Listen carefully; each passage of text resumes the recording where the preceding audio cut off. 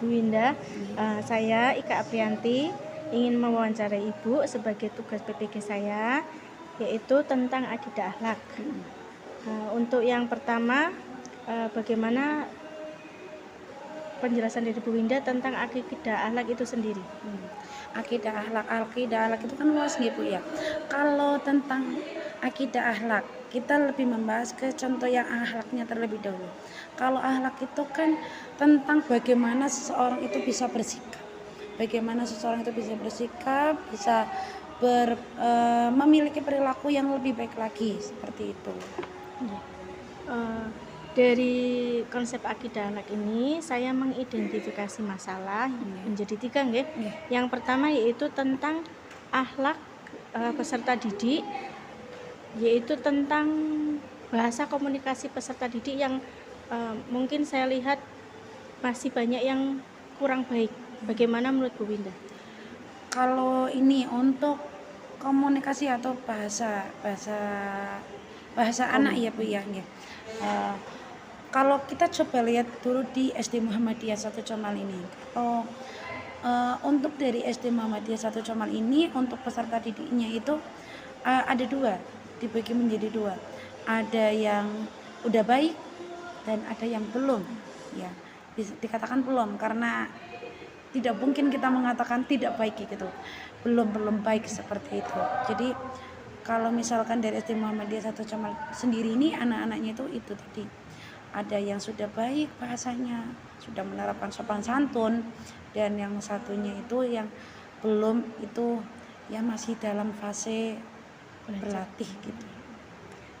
Baik, untuk yang kedua, identifikasi masalah yang saya temukan adalah dari akidah akhlak peserta didik yang memang belum dibiasakan secara baik dari rumah, terutamanya dari rumah itu belum dibiasakan baik. Menurut Bu Winda bagaimana? Nah, kalau menurut saya, apabila anak itu untuk bahasa gimana tadi? Kebiasaan di rumah. Jadi untuk kebiasaan di rumah, apabila anak itu bisa memiliki bahasa yang lebih baik, komunikasi yang lebih baik, itu tergantung dari pergaulannya Bu. Tergantung dari pergaulannya, tergantung dia dekat dengan siapa, tergantung dari dia mendapatkan contohnya gitu. Jadi seperti itu. Jadi kalau misalkan kita sebagai orang tua, sebagai guru, kalau bisa itu kita memberikan contoh yang lebih baik. Nah, kalau misalkan dari rumah ini, kalau kita sebagai guru hanya bisa menjangkau anak, bisa melihat anak, itu dari membimbing anak itu hanya dari sekolah saja, kita hanya bertemu beberapa jam saja. Tapi kalau anak di rumah, bagaimana cara kita menerapkannya? Nah, ya, cara kita menerapkannya itu yaitu dengan kita bekerja sama dengan kedua orang tua untuk bisa memberikan contoh yang baik. Apalagi orang tua ini adalah guru pertama, ibaratnya ya, guru pertama bagi anak-anak. Jadi harus bisa memberikan contoh yang baik dalam berbicara, dalam bersikap, harus memberikan contoh yang lebih baik lagi. Nah, kalau kita sebagai guru hanya bisa membimbingnya di sini untuk mengarahkan anak supaya ini loh baiknya itu gimana gitu ya. Nah, jadi kalau misalkan kita mengingatkan ke anak melalui hadis, itu juga kita bisa mengingatkan melalui hadisnya dari hadis riwayat Al-Bukhari ya, yang dijelaskan bahwasanya Abu Hurairah meriwayatkan bahwasanya siapa yang beriman kepada Allah dan hari akhir, nah hendaklah ia berkata baik atau lebih baik diam. Kita bisa mengajarkan anak dengan seperti itu. Jadi supaya anak itu bisa menghandle dirinya sendiri ya, katakanlah kepada anak ya, apabila kamu itu belum bisa berkata yang lebih baik lagi, ini berkata kepada anak, kita menasihatinya, apabila kamu belum bisa berkata yang lebih baik lagi, maka lebih baik diam ya, atau jika ia tidak bisa berkata yang baik, seperti itu. Kita bisa menasihatinya dengan seperti itu. Ya.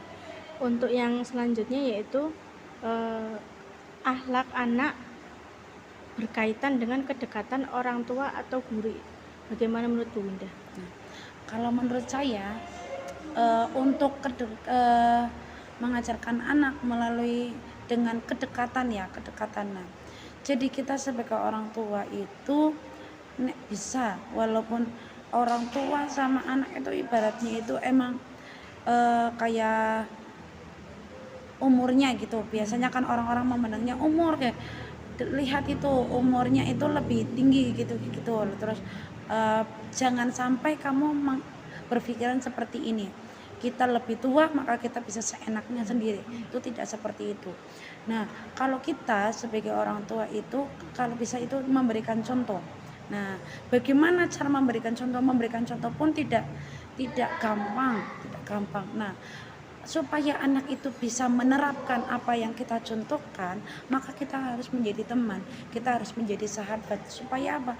Anak itu bisa merasakan nyaman dengan kita.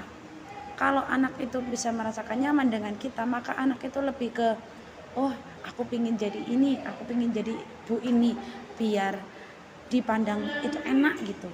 Kita memberikan contoh dengan seperti itu.